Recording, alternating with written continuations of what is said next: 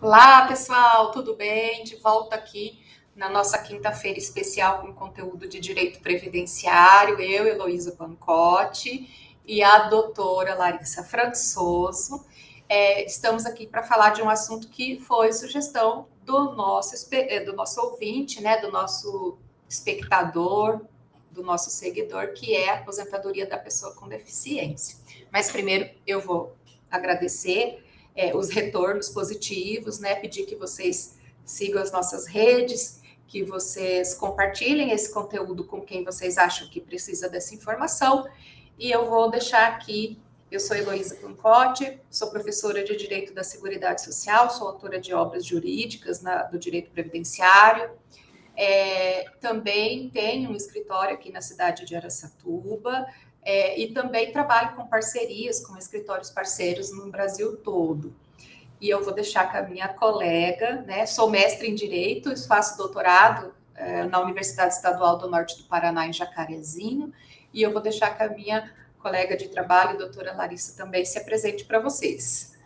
Olá, sou a doutora Larissa, também sou mestre em Direito e tenho dois escritórios, um no município de Marília e um em Oswaldo Cruz, e desde 2015 trabalhando aí com a Previdência Social.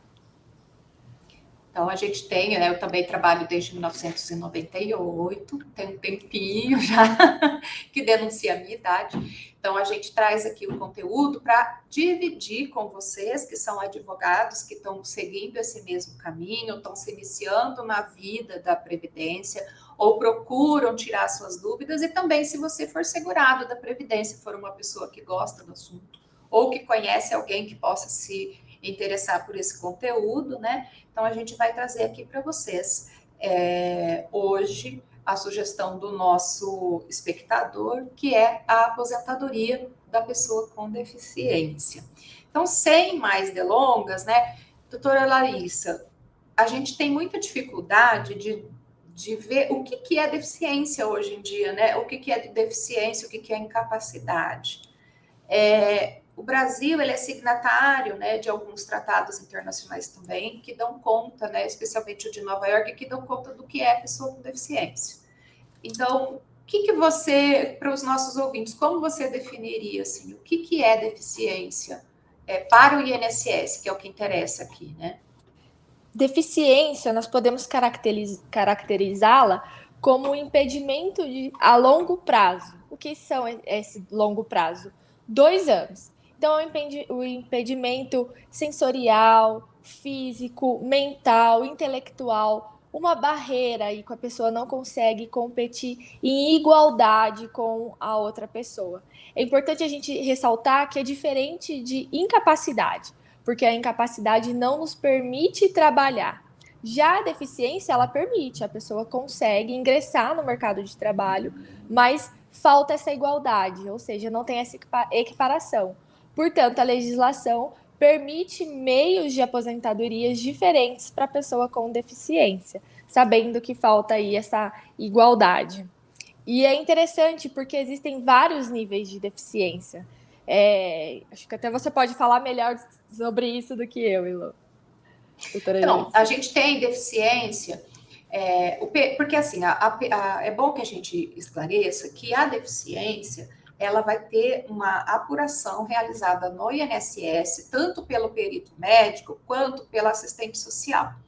E nesses casos, o INSS faz algumas perguntas, e essas perguntas vão ser respondidas, né, pelo periciando, pela pessoa que deseja se aposentar na condição de pessoa com deficiência. E que perguntas são essas? Eles vão perguntar, por exemplo, se você consegue tomar banho sozinho, quem dirige, se você tem carro, quem dirige o seu carro, se você precisa de ajuda, por exemplo, para ir ao mercado, se você precisa de ajuda para abrir, fechar portas, abrir, fechar armários. Tem várias perguntas assim que parecem esquisitas, né? Mas que, na verdade, são perguntas que visam apurar qual é o nível da sua deficiência. E por quê? Porque para essas perguntas são feitas são feitas pontuações, né? E essas pontuações que a gente não vai definir aqui, porque é um assunto muito complexo, né? Mas essas pontuações vão permitir saber se a deficiência que a pessoa apresenta, que o segurado apresenta, ela é grave, leve ou média, né? Por quê? Porque dependendo do nível da incapacidade, é que vai estabelecer o tempo necessário de contribuição para que ela venha se aposentar na modalidade tempo de contribuição. Vejam só, e é bom a gente falar hoje, né, sobre isso, já que a gente está abordando o assunto. Muitas pessoas com deficiência, especialmente aquelas que têm impedimento grave, elas recebem o BPC.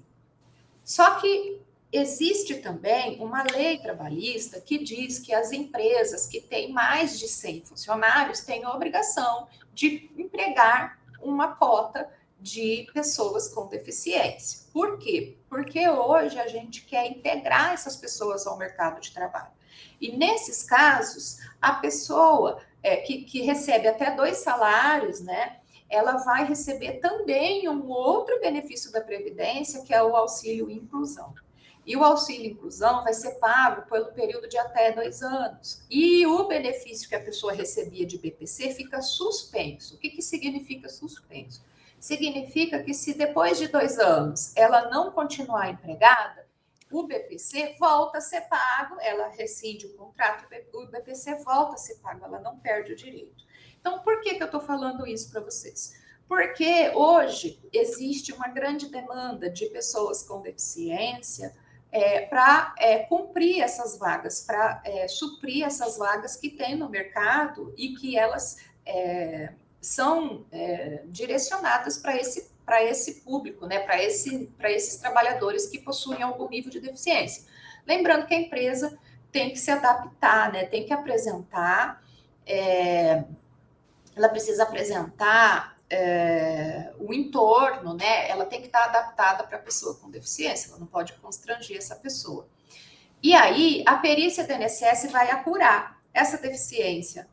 Conforme as respostas, né, que a pessoa for dando, ela vai apurar. A deficiência leve é a pessoa que tem um impedimento que permite, um pequeno impedimento que vem a atrapalhar que ela tenha uma vida em igualdade de condições com as demais pessoas da sociedade. O médio, a deficiência mediana, é apurada assim, uma pessoa que tem um relativo, mais importante, impedimento, né? E aí a grave é aquela pessoa que é considerada que ela enfrenta sérias dificuldades para se adaptar e para se manter em igualdade de condições com as demais pessoas na sociedade. Mas o que é importante colocar?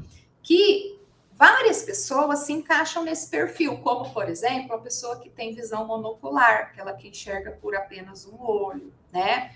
Pode ser considerado um impedimento leve, em alguns casos, dependendo do grau de comprometimento da outra visão, ela é considerada também um comprometimento médio. As pessoas que estão no espectro autista, dependendo do grau de comprometimento, né, da adaptação dessa pessoa na sociedade, ela pode se encaixar num grau médio, até mesmo num nível de deficiência considerada grave. Temos, por exemplo, as pessoas com dificuldade de locomoção, dependendo, né, da cidade, se a cidade é adaptada, se o transporte público é adaptado, se as calçadas são adaptadas, essa pessoa vai ter um nível de deficiência que, na verdade, não é um nível físico, mas é um nível das funcionalidades, que é o seguinte: como essa pessoa interage no meio ambiente que ela vive para poder trabalhar, né? Que na verdade é isso. E nesses casos, a pessoa com deficiência, ela pode se aposentar, dependendo do que a perícia apurar, com relação aos impedimentos dela. Então, muita gente não se considera uma pessoa com deficiência, como, por exemplo, as pessoas que têm um membro menor que o outro, né? No caso, os membros inferiores, as pernas. Nós temos pessoas que têm um desvio importante de coluna, né? Que faz com que ela tenha que andar, por exemplo, com bengalas, né? Ou tenha que ter um carro adaptado. Se você tem direito de um carro adaptado, normalmente você é uma pessoa com deficiência, ainda que seja de grau leve. Então, tudo isso tem que ser considerado. Tem um problema importante de visão? Tem um problema importante de audição? Tem um problema importante de locomoção? Tem um problema importante mental, né? Nós temos, assim, pessoas com algumas síndromes, como, por exemplo, síndrome de Down, mas que elas estão trabalhando. Nós temos, por exemplo, pessoas com qualquer outra síndrome, né? Qualquer outra, as pessoas com, eu vou falar o CID, tá? Mas isso que a medicina trata assim, né? Que é a pessoa com retardo mental leve, retardo mental moderado, enfim, atraso no desenvolvimento psicomotor. Então, muita gente encaixa nesse perfil de pessoa com deficiência, mesmo que ela não se compreenda assim, né? Porque essa é uma solução que é dada pela perícia médica. E aí essa pessoa vai ter duas vantagens em relação às demais pessoas, que é a possibilidade de aposentar com idade menor que as demais pessoas e também tempo menor do que as demais pessoas. Então, a aposentadoria da pessoa com deficiência, ela tem duas modalidades. A primeira modalidade é a aposentadoria por idade e a segunda modalidade é a aposentadoria por tempo de contribuição, né, doutora Larissa? Com relação à aposentadoria por idade, ela não vai ser necessária, na verdade, só vai ser necessária a apuração da deficiência, né? Exato. Exatamente. E é importante falar que reduz significativamente essa idade, né?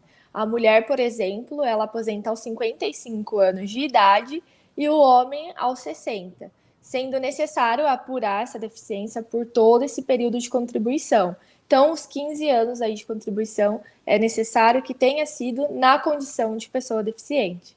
Diferente da aposentadoria por tempo de contribuição, que também reduz esse tempo, dependendo da modalidade em que é enquadrado essa deficiência, leve, moderada ou grave, e é necessário que, de todo o tempo contribuído, ao menos 15 anos também seja na condição de deficiente. É possível também as conversões, e é interessante exatamente isso que você estava dizendo sobre a condição de deficiente, se reconhecer deficiente, porque a probabilidade é muito alta. Algumas pessoas procuram aqui no escritório e não é o caso de entrar com aposentadoria por invalidez, é o caso de reconhecer essa pessoa como deficiente e mostrar que não existe essa igualdade no mercado de trabalho e, consequentemente, ela poder usufruir desse benefício. E o interessante também, bem diferente da aposentadoria por invalidez, é que a pessoa com deficiência aposentada nessa modalidade pode continuar no mercado de trabalho, exatamente como uma aposentadoria aí por tempo de contribuição. Então, ela é muito vantajosa, muito interessante esse benefício. E é legal a gente pensar a maneira como é comprovada essa deficiência, que é através da perícia que a doutora Heloísa estava dizendo, a perícia médica e a perícia biopsicossocial, que analisa todas essas barreiras dentro do universo ali, do espaço geográfico desse segurado. Inclusive as pequenas adaptações que a gente tem em casa e não percebe no dia a dia. Como, por exemplo, um auxílio para conseguir lavar a louça, algum tipo de banquinho ali, um colchão específico. São adaptações que são realizadas no nosso cotidiano e que também vão colaborar nessa perícia ao ser realizada. Além de todo o laudo médico, os exames, enfim, os documentos que essas pessoas também trazem aqui para o escritório. Né, doutora Heloísa? O que você acredita aí dessas perícias e desse tempo todo? Então, é que são realizadas algumas perguntas, alguns questionamentos, né? E muitas vezes a pessoa pode se surpreender, porque, veja, eu gosto de dar esse exemplo em aula, acho que a doutora Larissa já viu, né? Porque a gente fazia muitos seminários no mestrado, né? O Stephen Hawking, por exemplo. O Stephen Hawking foi uma das pessoas mais produtivas do mundo. Só que o Stephen Hawking, ele nem mexia um dedo, né? Mas ele era uma pessoa com deficiência e ele também poderia ser uma pessoa inválida se ele não tivesse todo aquele aparato que permitia que ele se comunicasse, se movimentasse e trabalhasse, escrevesse livros, proferisse palestras, né? Então, qual que é a diferença? A diferença é o meio, né, e os recursos que ele dispõe. E isso é apurado justamente na perícia biopsicossocial, né? Isso é que vai fazer a diferença entre ser uma pessoa com deficiência, do caso grave, né, ou ser uma pessoa inválida para o trabalho.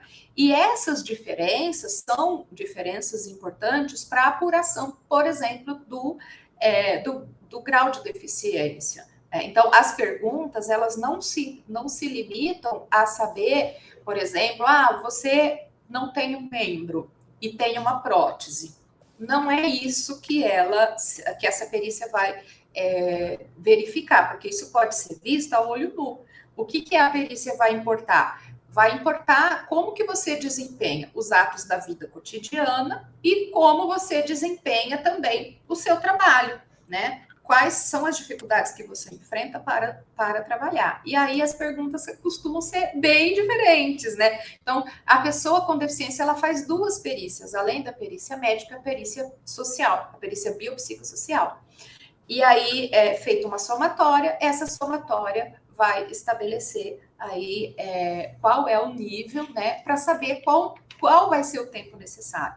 Na aposentadoria por tempo de contribuição, se ela for leve, eles vão pedir para a mulher 28 anos e para o homem 33. Então, já é bem menos do que a normalidade. Se ela for média, o requerimento vai ser de 29 anos para o homem, 24 anos para a mulher, e se for grave, 20 anos para a mulher e 25 anos de contribuição para o homem, lembrando que pelo menos 15 anos tem que ser na condição de pessoa com deficiência. Mas, veja só, você pode estar vendo esse vídeo e estar pensando o seguinte: poxa, professoras, quando eu fui me aposentar, ninguém me falou isso que vocês estão falando, né? Então, eu não sabia. E eu me aposentei em condições muito menos vantajosas do que essa. Por quê? Porque, por exemplo, na modalidade idade que a professora Larissa está dizendo, a mulher aposenta 7 anos mais cedo, né? Então, é importante. E o melhor, o cálculo não sofreu alteração da reforma da Previdência. Então, é aquele cálculo que permite tirar fora da média os 20% menores salários, né, de contribuição. Então, nesse caso, o valor da renda dos benefícios também é melhor. Agora, se você não teve isso observado no momento da sua aposentadoria, se você não sofreu os efeitos da decadência, você pode rever essa situação para receber um benefício mais vantajoso. O profissional que vai te atender, o que ele vai fazer? Ele vai desarquivar o seu processo no INSS e, em seguida, o que ele vai fazer? Ele vai fazer uma simulação de como seria essa aposentadoria se você tivesse os requisitos atendidos e vai comparar os valores, né? Geralmente, 90% dos casos, os valores vão ser melhores. E aí você vai conseguir aumentar a sua renda e também ter direito de receber os atrasados, né? Porque houve um erro de análise por parte do INSS. É importante também saber que se você não cumpriu todos os requisitos, mas você possui um período como pessoa com deficiência, então vou te dar um exemplo como se fosse comigo. Eu, Heloísa, nos 10 primeiros anos eu trabalhei, eu não tinha nenhuma deficiência, mas vamos colocar que aconteceu alguma coisa comigo e eu fiquei parcialmente, que eu comecei a apresentar impedimentos para o exercício da minha profissão, precisei adaptar as coisas, por exemplo, perdi uma visão. Um exemplo clássico, perdeu uma visão, só tem uma outra, só enxerga por um olho. Esse período em que eu tenho uma deficiência de grau a ser ainda, né, apurado pela perícia médica, eu tenho o direito de converter esse tempo para melhorar minha aposentadoria também, né? Então, não é porque eu não tenho todo o período trabalhado na condição de pessoa com deficiência que eu não posso usar um pedacinho desse tempo, melhorar, né? Porque nós temos os multiplicadores, dependendo também do grau de deficiência, que é um assunto muito técnico para a gente estar falando agora. Mas, para vocês que são advogados, para o ano que vem, a professora Larissa, a doutora Larissa e eu temos planos, né, de montar um cursinho online para a gente fazer esses workshops, né, de pegar casos e apresentar, de aprofundar na matéria com vocês. Mas, assim, aí a gente tem condição também de converter esse tempo, mesmo que seja um tempo menor, que seja inferior aos 15 anos, para melhorar também a renda da minha aposentadoria, né? E então, apesar de ser muito complexo o assunto, né, doutora Larissa? Apesar de muito complexo o assunto, o público-alvo dessa política pública, né, dessa forma de trabalho, ele é muito grande. E a comprovação, né, é através do contrato de trabalho, porque o contrato de trabalho da pessoa com deficiência, ele vem marcado por conta daquilo que eu disse no início, que tem as cotas, né? Por exemplo, a carteira, o contra-cheque pode vir ali dizendo, né, o que é contra-cheque? É o recibo, é o olerite, né? As receitas médicas pode ser, período de auxílio-doença pode comprovar, período de auxílio-acidente pode comprovar. E, então, isso também pode... olha, tem muita gente, acabou de passar pela minha cabeça, que, por exemplo, ficou com sequela de Covid, né? Exatamente. Sequela pulmonar, sequela de locomoção. Então, a perícia vai apurar se essa sequela é de longa duração, se é possível que isso seja enquadrado como um impedimento de longa duração, portanto, uma deficiência. Se isso for uma deficiência, ele pode adiantar a aposentadoria, porque é possível converter o tempo. Então, eu tenho um livro que eu comprei, professora Larissa, deixa eu ver se eu acho aqui, mas ele traz todas as perguntas, né? Toda a preparação que é feita com o segurado, a montagem do processo, né? A marcação das perícias. Então, tudo isso, uma pessoa que é especialista no assunto, ela vai saber orientar nesse sentido a pessoa com deficiência. E agora, se você tenta fazer isso sozinho, não dá certo, não costuma dar certo. Eu tenho um cliente aqui em Araçatuba, doutora Larissa, que ele presidia uma associação de pessoas com deficiência. Ele era cadeirante. Ele fez a postulação sozinho no INSS de cadeira de rodas. E o servidor do INSS fez uma aposentadoria comum por tempo de contribuição. Nossa. Ele não observou nem a condição de pessoa com deficiência desse meu cliente, né, que me procurou depois de aposentado, faltava um mês para acontecer a decadência, você acredita? Nossa. Ainda bem que deu tempo. E ele também era servidor de um hospital, ele era funcionário de um hospital, ele era auxiliar de enfermagem. Então, nem o trabalho insalubre que esse segurado desenvolveu, ele foi orientado a apresentar, ele não foi orientado a apresentar o documento do PPP, e ele também não foi orientado a aposentar na condição de PCD.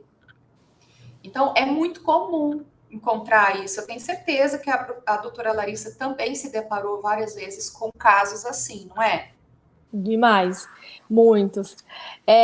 Realmente a necessidade de procurar um profissional, verificar a revisão, porque como nós conversamos em algum outro vídeo também, existem muitas possibilidades de revisão. Então, quando o cliente procura o escritório para que a gente faça essa análise, ele chega com uma ideia, às vezes fixa, por exemplo, eu tenho direito à revisão da aposentadoria da pessoa com deficiência, e a gente vai analisar esse processo como um todo para saber qual é a revisão que ele tem direito. Às vezes não tem direito em um, mas tem direito em outra espécie. Às vezes tem direito a 2 revisões de benefício. Enfim, se enquadra em várias situações. E aí a importância, né, para a gente saber o valor que essa pessoa irá receber, quanto irá aumentar, os atrasados, para, consequentemente, ela saber a viabilidade desse processo. É muito importante isso, procurar um advogado, sim, para tentar essa revisão, não deixar prescrever aí. E para os advogados que estão assistindo, né, por exemplo, nós estamos gravando numa quarta-feira, hoje é dia 26. Segunda e terça-feira, ninguém conseguia acessar a plataforma Meu INSS. Então, o que aconteceu? A minha maneira de atender o cliente previdenciário é sempre extraindo as informações da plataforma Meu INSS e utilizando de programas, né, que vão ali me ajudar a fazer as contas, né, verificar pendências e fazer as contas para esse cliente. Então, nesses 2 dias, a gente não conseguia nem acessar essas informações, né? Então, o que aconteceu? Tem uma listinha aqui de pessoas que eu vou ter que atender virtualmente, né, professora Larissa? Que nem a gente está gravando aqui, né? Eu estou em Araçatuba, a professora Larissa está em Oswaldo. Marília. Hoje eu estou em Marília. Ela está em Marília. Então, a gente está conseguindo fazer essa reunião. Da mesma forma, ela e eu fazemos essas reuniões com os clientes, né? E aí a gente acessa os dados, faz a conta, apura as condições e apresenta uma solução para o caso do cliente. Que muitas vezes, por exemplo, né? Pode ser, dependendo do grau de comprometimento, é possível, pode ser melhor a pessoa aposentar por invalidez, desde que ela possa receber o adicional de 25% da grande invalidez que a gente fala. Mas isso é raro. Na maioria das vezes, vai compensar muito mais a pessoa receber a aposentadoria da pessoa com deficiência. Lembrando que depois da reforma da Previdência, houve uma alteração na forma de cálculo da aposentadoria por invalidez. Então, quando você recebe o chamado antigo auxílio-doença, quando o INSS te chama para perícia e fala, não tem como mais continuar com auxílio-doença, porque o comprometimento é sério, eu vou te aposentar por invalidez. Nessa conversão, está acontecendo uma diminuição, né, do valor da renda mensal inicial. A menos que o benefício de aposentadoria, de auxílio-doença, seja de um salário mínimo, na maior parte dos casos, a conversão vai resultar numa aposentadoria por invalidez de valor muito menor. E nesses casos também, o advogado pode te ajudar. Aqui no meu escritório mesmo, nós temos soluções, né, declaração de inconstitucionalidade desse dispositivo e possibilidade de aumentar a renda da aposentadoria por invalidez. Porque se o comprometimento físico é maior do que o que justificou o auxílio-doença, a renda não pode ser menor, né? Não faz sentido isso. Então, como a professora Larissa falou, muitas vezes a pessoa vem e fala assim, olha, eu quero aposentar por invalidez. Tá, por quê? Vamos conversar. E aí a pessoa diz, olha, eu sofri um acidente, eu perdi a visão, a minha visão piorou, aí eu tenho mais um diabetes, né, que é uma doença, mas junto com a perda de visão, é uma informação importante para trazer, porque você pode sim ser considerado uma pessoa com deficiência e não saber, né? Ah, mas eu tenho 50% num olho, 50% no outro. Além disso, eu tenho um problema tal, X, Y, Z, que vai causar o descolamento de retina, por exemplo, e tantas outras coisas, né? Então, às vezes, você chega com uma ideia do que você quer, mas o advogado, que ele é o especialista no assunto, ele vai trazer para você uma solução que muitas vezes é diferente, mas pode ser melhor. Ainda mais hoje, que a gente está enfrentando um período muito difícil, em que as coisas estão muito caras, né? E muitas vezes a renda do benefício pode ser insatisfatória. E no caso da aposentadoria da pessoa com deficiência, por tempo ou por idade, como a professora Larissa falou, a doutora Larissa falou, pode ser interessante porque ela pode voltar a trabalhar, porque tem incentivo. A pessoa com deficiência, ela tem sobra de vaga, por conta dessa lei que determina que as empresas com mais de 100 funcionários tenham que contratar uma cota de pessoa com deficiência, ela tem sobra de vaga, né? E ela pode ter uma facilidade maior de se colocar no mercado de trabalho. Outra coisa que é importante dizer é que quem é funcionário público vai seguir as mesmas regras, tá? Por força de uma decisão do STF, né? Num mandado de injunção, todo regime próprio que não tenha regras específicas para tratar da aposentadoria da pessoa com deficiência é obrigado a seguir as regras do regime geral de previdência. Então, o que a gente falou aqui, se você for servidor público, vale para você.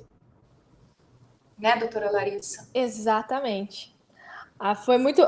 Vou encerrar aqui, acho que já deu o nosso tempo. Falamos bastante hoje. Acho que foi um conteúdo muito enriquecedor, bastante minucioso, apesar de nós não falarmos das conversões, mas foi realmente uma aula. Muito obrigada por me deixar participar desse momento, professora Heloísa. Muito obrigada pelas suas contribuições, né, doutora Larissa? Estamos juntas na jornada.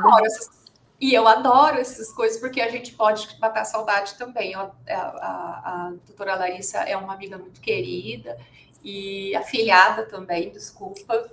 Exatamente. E é isso, gente. Siga as nossas redes sociais. No Instagram eu sou H. Pancotti. No meu escritório é o @advocacia direito público. Doutora Larissa, passa as suas redes.